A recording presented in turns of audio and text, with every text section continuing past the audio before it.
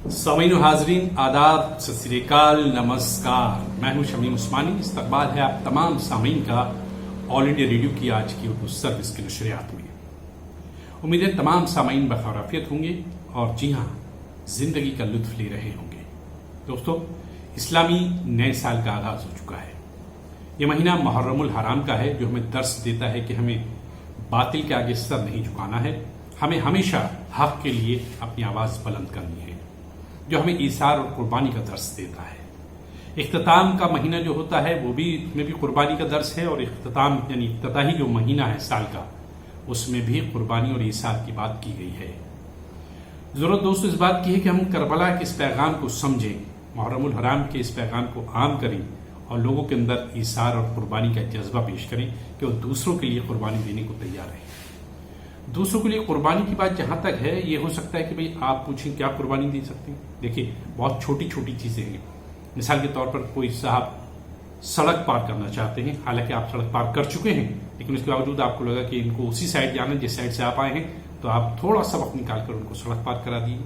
ये आपके वक्त की कुर्बानी है जो उनके तय होगी, और ये एहसान कभी भूलेंगे नहीं। इसके अलावा अगर आप बस में सफर कर रहे हैं, ट्रेन में सफर कर रहे हैं, तो आप बैठे हुए हैं, कोई खातून खड़ी हैं, कोई बुजुर्ग खड़े हुए हैं, तो आप उनके लिए अपनी सीट छोड़ दीजिए। यह है ईसार, जो हमेशा याद रखेंगे, और जो सुकून उनके दिल पर, उनकी आंखों में आपको देखने को मिलेगी, जो खुशी और वो सुकून जो आपके दिल में उतरेगा, उसकी कोई मिसाल नहीं दी जा सकती। आइए फिलहाल तो एक नजर डालते हैं खबरों की सुर्खियों पर सबिया फजल के साथ। तमाम सुनने वालों को सबिहा का पुरखुलूस आदाब। अस्सलाम वालेकुम, नमस्ते नमस्ते। कैसे हैं मिजाज आप सबके? आज का प्रोग्राम शुरू हो गया जनाब, तभी तो आप तक पहुंच रही है मेरी आवाज़। उम्मीद करती हूँ तमाम सुनने वाले बखैर आफियत होंगे। बखैर आफियत मतलब ठीक ठाक होंगे, और इस वक्त आप हमें सुन भी रहे हैं। आपसे बातें हमारी जारी रहेंगी, लेकिन सबसे पहले सबसे अहम काम करना है, यानी क्या कुछ है हमारे मुल्क में और क्या कुछ है दुनिया में, उसका अहवाल अब तक की अहम सुर्खियों के जरिए। मुल्क में कोविड-19 के अब तक 21,58,946 मरीज हो चुके हैं शिफायाब। शिफायाबी की शरह इस वक्त 74.30%। गुज़श्ता 24 घंटों के दौरान 8,05,985 लोगों की हुई कोरोना वायरस की जांच। नीति आयोग, अटल इनोवेशन मिशन और बिजनेस स्वीडन हिंदुस्तानी सनतकारों की सलाहियतों को बढ़ाने के तरीकों के बारे में आपस में कर रहे हैं ताउन।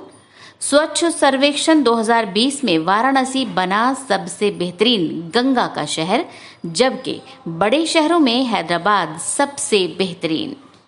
आंध्र प्रदेश के चित्तौड़ जिले में दूध की डेयरी यूनिट से अमोनिया गैस रिसने के बाद 14 अफराद अस्पताल में भर्ती। फ्रांस में एक दिन में कोविड-19 के 4,700 मामलात सामने आए। स्पेन, इटली और जर्मनी में भी नए मामलात में इजाफा। लातीनी अमेरिका में 2,50,000 से ज्यादा लोग कोविड-19 से हो चुके हैं हलाक। ब्राजील सबसे ज्यादा मुतासिर, और रूस कोविड-19 के टीके की जदीद तरीन मश्क करेगा शुरू। इसमें शामिल होंगे 40,000 अफराद। तो सामीन, ये थी अब तक की अहम खबरें, और अहम खबरों के बाद अब खबर आपकी और हमारी सेहत की, यानी अब हम सुनेंगे डॉक्टर साहब की सलाह के वो क्या बताते हैं। नोट कर लिया कीजिए, कुछ तो इतने अच्छे टिप्स होते हैं, इतने अच्छे तरीके से समझाए जाते हैं कि फौरन जहन में उतर जाते हैं। लेकिन वही है कि इंसान का जहन है, कभी कभी बहुत सी चीज़ें हम भूल भी जाते हैं। तो जो आपको लगे कि बड़ी कारामद बात है, कोई अच्छा सा नुस्खा बताया है, कोई अच्छी सी तरकीब बताई है, तो उसे कहीं नोट डाउन किया कीजिए। चलिए देखते हैं।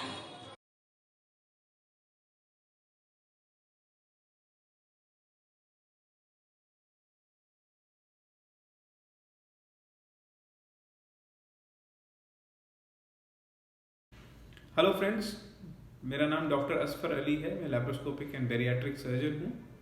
मैंने अपनी फेलोशिप सर गंगाराम हॉस्पिटल से की, और अब मैं आयुष्मान हॉस्पिटल द्वारका में प्रैक्टिस करता हूँ। आज हम डिस्कस करेंगे मोटापा यानी ओबेसिटी के बारे में, जो आज इंडिया में और वर्ल्ड ओवर एक बहुत बड़ी प्रॉब्लम है और जिसका रेट बढ़ता जा रहा है बाय एवरी ईयर। कारण कई हैं, बट मेन कारण है हमारा फूड पैटर्न, जिसमें फास्ट फूड अब हम ज़्यादा खाने लगे हैं, और lack of exercise. Mild obesity को हम ट्रीट कर सकते हैं डाइट से और अच्छे लाइफस्टाइल से, यानी एक्सरसाइज, वॉकिंग से। बट जैसे ये ओबेसिटी बढ़ती जाती है और मॉडरेट टू सीवियर ओबेसिटी बनती जाती है, जैसे बॉडी मास इंडेक्स जो एक नॉर्मल इंसान का 18 से 24 होना चाहिए, जब ये 30 के ऊपर चला जाता है तो डाइट और एक्सरसाइज से उसको टैकल करना बहुत मुश्किल होता जाता है और ड्यूरेबिलिटी कम होती जाती है इस मैनेजमेंट की। इसीलिए जब ओबेसिटी ग्रेड 2 या ग्रेड 3 पे पहुंच जाती है तो हमें दूसरे ट्रीटमेंट ऑप्शंस को देखने की ज़रूरत पड़ती है, जिसमें आज की डेट में सबसे फॉरमोस्ट ट्रीटमेंट ऑप्शन है बेरियाट्रिक सर्जरी। आप सबने सुना होगा।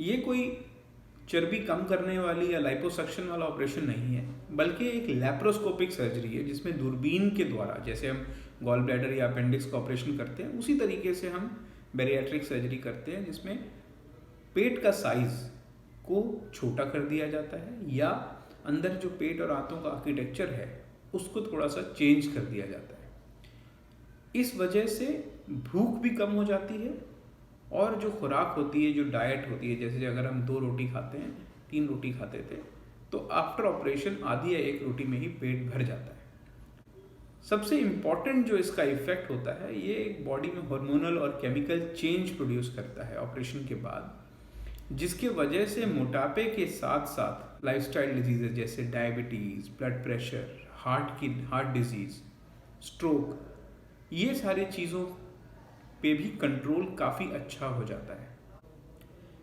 80 to 90% पेशेंट्स सर्जरी के बाद या तो उनकी डायबिटीज़ ख़त्म हो जाती है, यानी कोई दवाइयों की ज़रूरत नहीं पड़ती आफ्टर सर्जरी, या अगर इंसुलिन या कई दवाइयों पे कई साल से थे तो उनकी ज़रूरत कम पड़ जाती है, यानी उनका डोज या नंबर ऑफ दवाइयाँ कम हो जाती है। दूसरा पॉजिटिव इफेक्ट ब्लड प्रेशर पे है।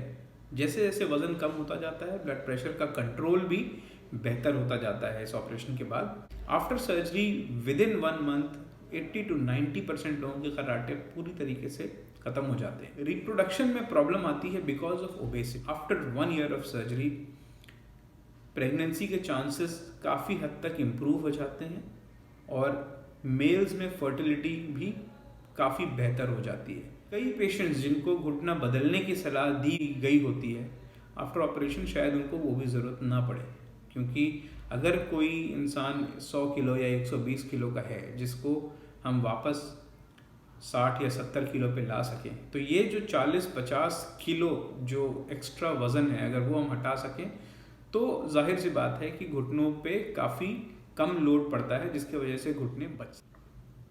ऑपरेशन का कॉस्ट बाकी ऑपरेशंस जैसे गॉल ब्लैडर हो गया या अपेंडिक्स हो गया उससे ज़्यादा होता है, बिकॉज इसमें कई स्टेपलर्स यूज़ होते हैं।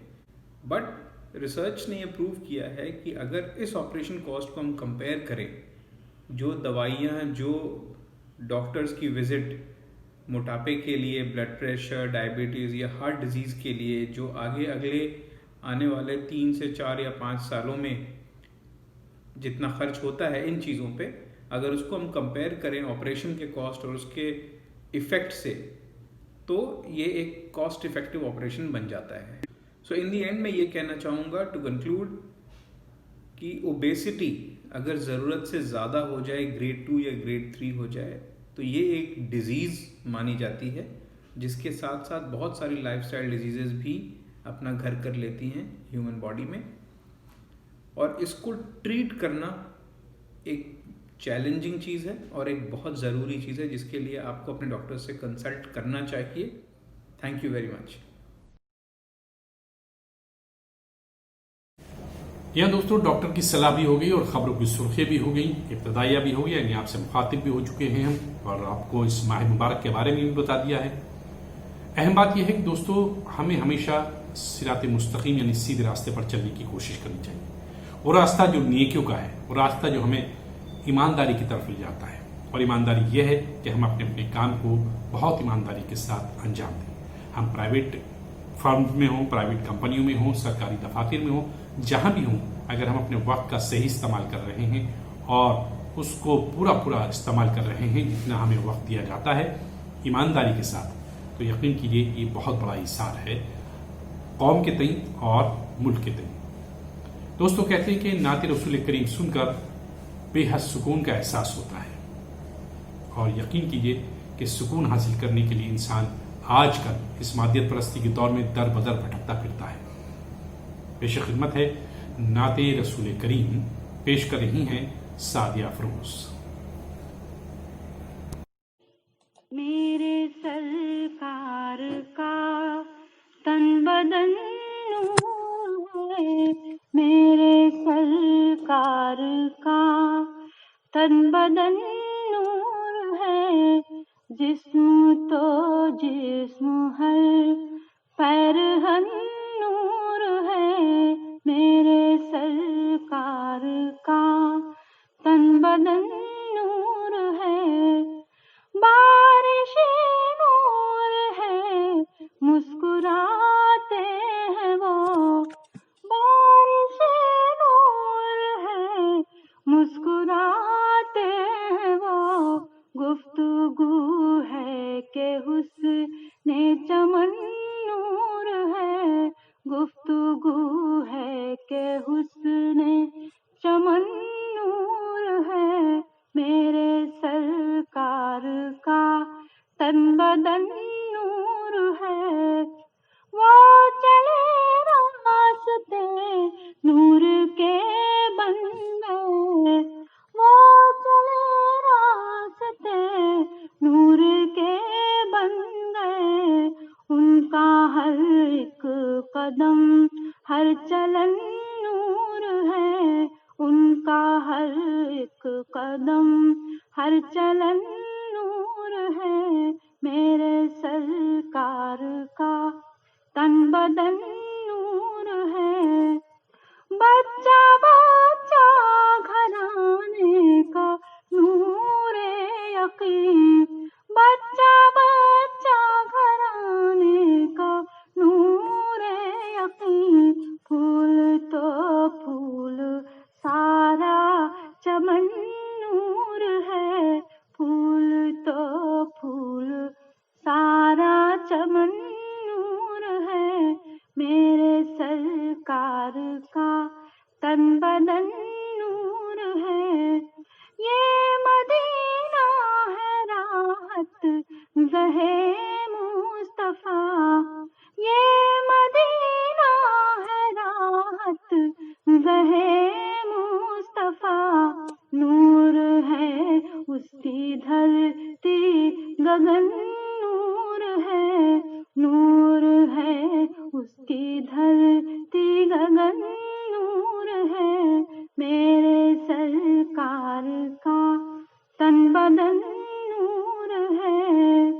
जिक्र नूरे खुदा में जो जान दे गया, जिक्र नूरे खुदा में जो जान दे गया, कब्र रोशन है उसका कफन नूर है, कब्र रोशन है उसका कफन नूर है, मेरे सरकार का तन बदन नूर है।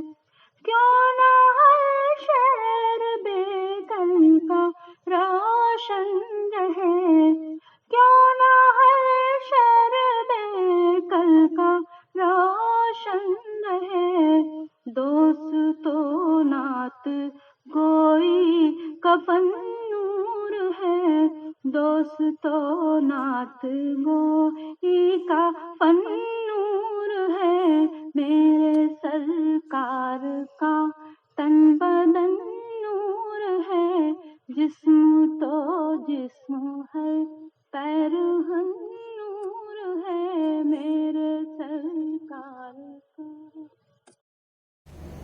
सादिया अफरोज बारगाहे रिसालत माब सल्लल्लाहु अलैहि वसल्लम में हदिया इनात पेश कर रही थी। दोस्तों, यूं तो नाते हर जबान में लिखी गई हैं, लेकिन पूर्वी जबान में जो नाते लिखी गई उनका जवाब ही नहीं है। और ख़ास तौर पर इस तरह की नात लिखने वालों में एक नुमाया नाम हज़रत बेकल उस्ताही का भी है। ये कलाम भी बेकल उस्ताही साहब का था जो भी आपने समाप्त फरमाया। और अदब की अब एक और सिन्फ अफसाने का रुख करते हैं। दोस्तों, अफसाने को यानी कि आमतौर पर शॉर्ट स्टोरी को अफसाना कहा जाता है। ये अंग्रेजी अदब से उर्दू में आई, लेकिन इसने बहुत जल्द अपना मुकाम बना लिया। लेकिन वक्त की किल्लत के साथ साथ कहते हैं कि इंसान जैसे जैसे तरक्की करता गया, सबसे उनका शेयर उसके पास वक्त होती चली गई। आज हमारे पास किसी के पास भी वक्त नहीं है कि हम कहीं किसी को वक्त दे सकें। एक जमाना था जब हम लंबी लंबी कहानी सुनते थे, पढ़ते थे, लेकिन अब वक्त के साथ साथ अफसानों की जगह मुख्तसर अफसानचों ने ले ली है कि बहुत मुख्तसर अल्फाज में मुकम्मल कहानी बयान करना यही अफसानचा है। आज हमारे साथ मुख्तसर अफसानचे लेकर नागपुर से शामिल हैं जनाब अशफाक अहमद साहब। आइए उनके अफसानचे सुनते हैं।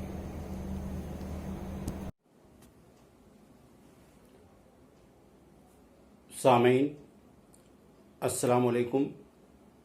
मैं अशफाक अहमद रियासत महाराष्ट्र के शहर नागपुर से मेरा ताल्लुक़ है। नागपुर किदवाई जूनियर कॉलेज में सुपरवाइज़र की हैसियत से सुबुकदोश हुआ हूँ। चंद अफसानचे पेश खिदमत है। मेरे पहले अफसानचे का उन्वान है अपना दुख। सुबह होते ही बेटे ने मुलाजिमा के हाथों एक चिट्ठी देकर अपनी वालिदा के पास भेजा। चिट्ठी में लिखा था, अम्मी जान, कल आप हमारे घर आईं और हमारे बेटे आसिम को लेकर चली गईं। अगर हम मौजूद होते तो शायद उसे आपके हमरा न जाने देते, क्योंकि वो हमें जान से ज़्यादा अजीज़ है। उसके बग़ैर एक दिन गुजारना मुहाल है। वो नहीं था तो कल शाम का खाना भी खाया न जा सका। रात में उसकी अम्मी और मैं सो न सके। मुलाजिमा को भेज रहा हूँ, हमारा बेटा लौटा दो। माँ ने अपने पोते को लौटा दिया, मगर साथ में एक चिट्ठी भी दी जिसमें लिखा था, तुम्हें अपने बेटे से दूरी का किस कदर एहसास हुआ है। अब तुम्हें मालूम हुआ होगा कि बेटे की जुदाई का गम क्या होता है। अपनी शादी हो जाने के बाद तुमने हमारा चेहरा भी देखना गवारा न किया। तुम्हारा एक दिन में ये हाल हुआ है। ज़रा सोचो, तुम मुझसे 10 साल से जुदा हो, मेरा क्या हाल हो रहा होगा। मेरे दूसरे अफसानचे का उन्वान है ख्वाब कभी सच नहीं होते। लोगों की भीड़ उस जगह जमा थी जहां एक मजदूर 2 मंजिला इमारत से गिरकर मर चुका था। ज़मीन पर 2 पोस्ट कार्ड भी पड़े हुए थे जो उसकी जेब से गिरे थे। एक खत उसकी बीवी ने लिखा था, कल रात मैंने एक भयानक ख्वाब देखा है। आप काम करते करते बहुत ऊंचाई से गिरकर मालिक की हकीकी से जा मिले हैं। खुदा न करे ऐसा हो, लेकिन जब से ख्वाब देखा है मैं बहुत परेशान हूँ। आप फ़ौरन चले आओ।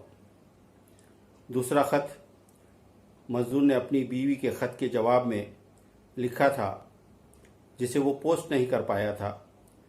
खत में लिखा था, मैं यहाँ खैरियत से हूँ, तुम परेशान क्यों होती हो। याद रखो, हमारे ख्वाब कभी सच नहीं होते। मेरे तीसरे अफसानचे का उन्वान है समझौता। उसने अपने ख़त में लिखा था, मैंने अजनबी ज़िंदगी से समझौता कर लिया है। अब मुझे सारी खुशियाँ मिल गई हैं। मैं बहुत खुश हूँ। अब तुम मेरे बारे में सोचा न करो।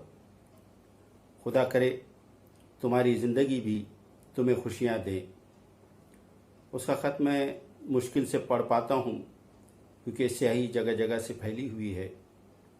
मेरे चेहरे पर मुस्कुराहट की एक हल्की सी किरण नमूदार होती है और फिर उसके ख्याल के दो मोटे मोटे आंसू मेरी पलकों पर चमकते हैं और ख़त पर बने हुए बाकी हरफों को भी स्याही बना देते हैं, शायद ये लिखने के लिए कि मैं भी बहुत खुश हूँ, मुझे भी सारी खुशियाँ मिल गई है, प्लीज़ तुम मेरे बारे में सोचा ना करो।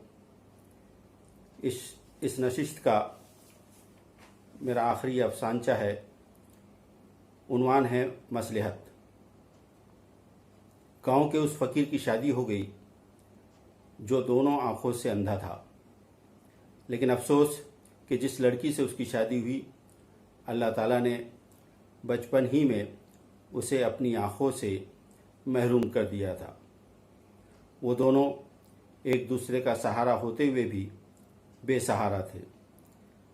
लेकिन जब मैं 6-7 साल बाद अपने गांव लौटा तो देखा वो दोनों अपने बच्चे के सहारे चढ़ रहे थे, जिसकी आंखें बड़ी खूबसूरत थी।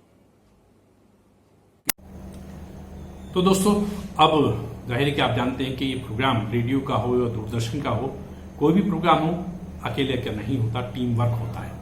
कुछ लोग होते हैं जो साथ देते हैं, कुछ लोग आपको स्क्रीन पर दिखाई देते हैं, कुछ लोग पर्दे के पीछे रहते हैं और कुछ लोग इतने पर्दों के पीछे रहते हैं कि उनका अंदाजा भी नहीं होता, लेकिन वो सब मिलकर एक प्रोग्राम तैयार करने में बहुत मदद करते हैं। और ये प्रोग्राम जो आप देख रहे हैं और सुन रहे हैं, ये तो एक टीम वर्क है ही।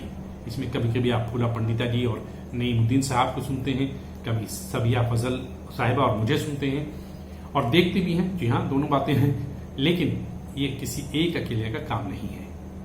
कहते हैं ना कि जब तक मुट्ठी बंद ना हो तो ताकत नहीं आती, अकेली उंगली कुछ नहीं कर सकती। बहरहाल प्रोग्राम के अगले सेगमेंट के लिए चलते हैं सबिया फजल की जानिब। ऑल इंडिया रेडियो की Urdu service social media live के जरिए आप तक पहुंचाती है अपनी नशरियात। एक बार फिर से आप तमाम सुनने वालों का इस्तकबाल है हमारे आज के प्रोग्राम में, जो आप तक पहुंचता है रोज़ इसी वक्त। ये वक्त जो कि इंतहाई फुर्सत का वक्त होता है, तमाम कामकाज निमट चुके होते हैं और कहते हैं कि जब इंसान को फुर्सत मैसर आती है तो बीता वक्त भी उसे बहुत याद आता है। बीते वक्त की बहुत सी बातें, बहुत सी यादें ताज़ा हो जाती हैं। क्यों? सही कहा ना मैंने? आपको भी तो याद आती है उर्दू सर्विस का वो वक्त जो बीत गया, वो लोग जो अब नहीं रहे। एक ऐसी ही शख्सियत को हम आज के प्रोग्राम में याद करेंगे सामीन। हिंदुस्तान के पहले वजीर आजम पंडित जवाहरलाल नेहरू गंगा नदी को हिंदुस्तान की तहजीब और सकाफत की अलामत मानते थे। उन्हें इस नदी से बेहद अकीदत और मोहब्बत थी। उन्होंने अपनी वसीयत में ये ख्वाहिश जाहिर की थी कि उनके इंतकाल के बाद उनकी राख का एक हिस्सा गंगा नदी में बहा दिया जाए और इस नदी से होता हुआ वो उन समंदरों में जा मिलेगा जो हिंदुस्तान को घेरे हुए हैं, और राख का जो बाकी हिस्सा है वो हवाई जहाज के जरिए खेतों और खलियानों में बिखेर दिया जाए ताकि उनकी राख हिंदुस्तान की मिट्टी में शामिल हो सके। गंगा नदी से ऐसी ही अकीदत और मोहब्बत रखने वाली एक और शख्सियत को आज हम याद कर रहे हैं। ये है शहनाई के सरताज उस्ताद बिस्मिल्लाह खां।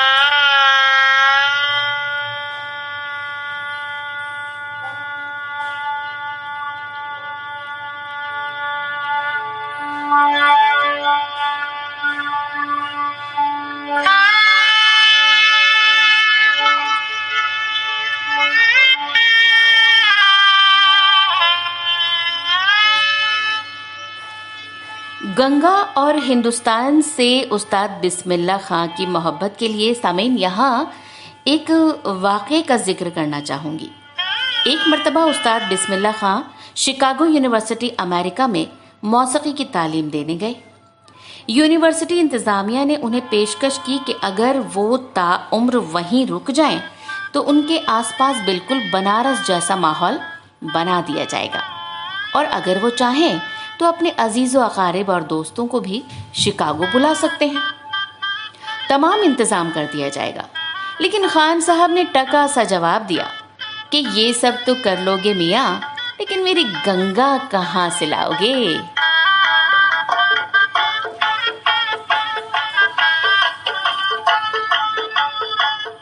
उस्ताद बिस्मिल्लाह खां हिंदुस्तानी क्लासिकी मौसीकी की वो हस्ती हैं जो बनारस के लोक सुर को क्लासिकी मौसीकी के साथ घोलकर अपनी शहनाई के सुरों के साथ गंगा की सीढ़ियों, मंदिर के नौबत खानों से गुजारते हुए आज़ाद हिंदुस्तान की पहली तकरीब तक ले आए थे। बल्कि उनकी शहनाई की आवाज़ सरहदों को लांघती हुई दुनिया भर में ऐसे गूंजी कि उसे अमर कर दिया। और इस तरह हर तकरीब, चाहे वो मंदिर की पूजा हो, शादी ब्याह हो, जनाजे हो या किसी भी तरह की कोई भी तकरीब हो, उनकी शहनाई के सुर हर जगह गूंजने लगे।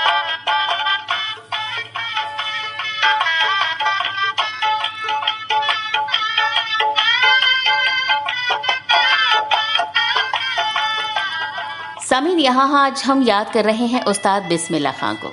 और मशहूर सहाफ़ी रेहान फजल लिखते हैं कि 1947 में जब हिंदुस्तान आज़ाद होने को हुआ तो जवाहरलाल नेहरू के दिल में ख्वाहिश पैदा हुई कि इस मौके पर उस्ताद बिस्मिल्लाह खां शहनाई बजाएं।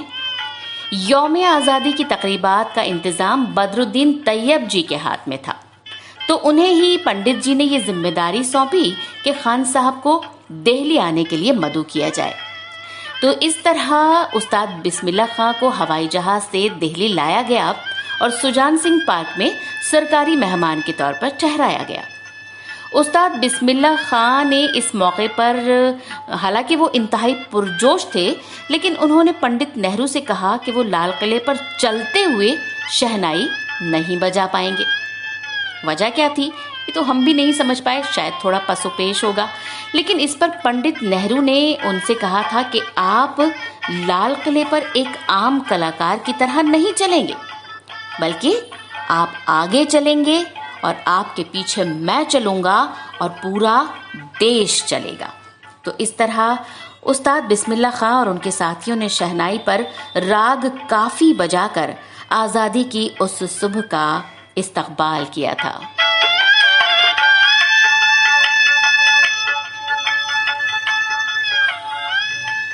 सन 1997 में जब आज़ादी की 50वीं सालगिरह मनाई गई 1997 में, तो बिस्मिल्लाह खां को लाल किले की फसील से शहनाई बजाने के लिए फिर से मदऊ किया गया था।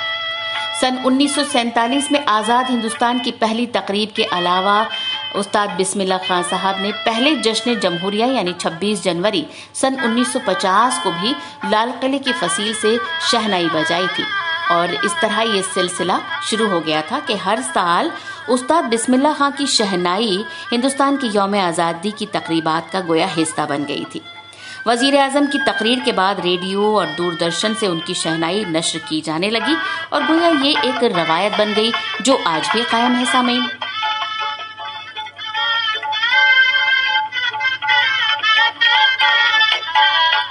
इक्कीस मार्च सन 1916 को बिहार के डुमरांव में पैदा हुए थे उस्ताद बिस्मिल्लाह खां। बचपन से ही अपने मामू उस्ताद अली बख्श खां से काफ़ी अटैच्ड थे और उस्ताद अपने मामू उस्ताद अली बख्श खां से किताबी तालीम हासिल करने के लिए बनारस चले आए थे। और बस फिर तो यहीं के हो रहे और यहीं वो अपनी बेगम यानी शहनाई से दिल लगा बैठे थे। जी हाँ, सुना है कि वो अपनी शहनाई को अपनी बेगम कहा करते थे।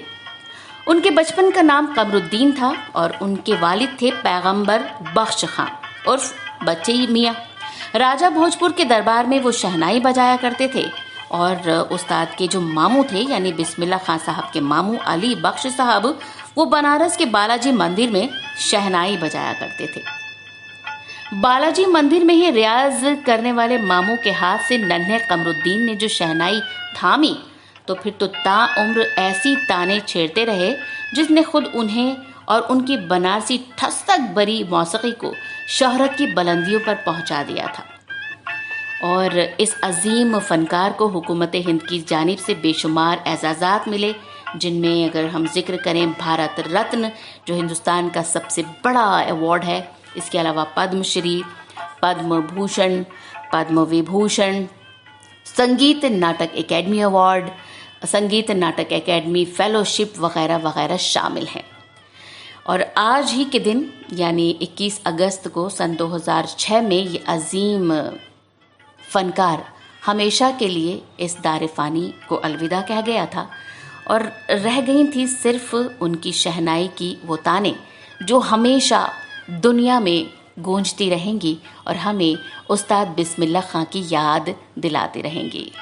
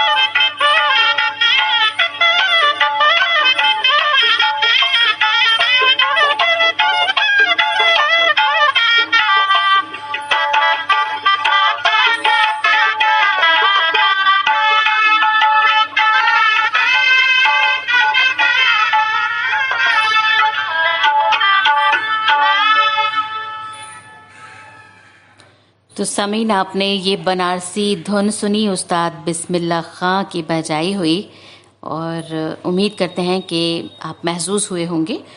ये था हमारा आज का प्रोग्राम। वक्त ख़त्म हो गया, बातों ही बातों में पता नहीं चला। तो इंशाल्लाह फिर आपसे होगी मुलाकात। अपना ख्याल रखिएगा आप सभी लोग, और ऐसी ही अच्छी अच्छी बातें करने के लिए रोज़ आया कीजिए, हमारे साथ शामिल हुआ कीजिए इस प्रोग्राम में। फ़िलहाल आज का प्रोग्राम ख़त्म करने की सबिहा लेती है आपसे इजाज़त। खुदा हाफिज़।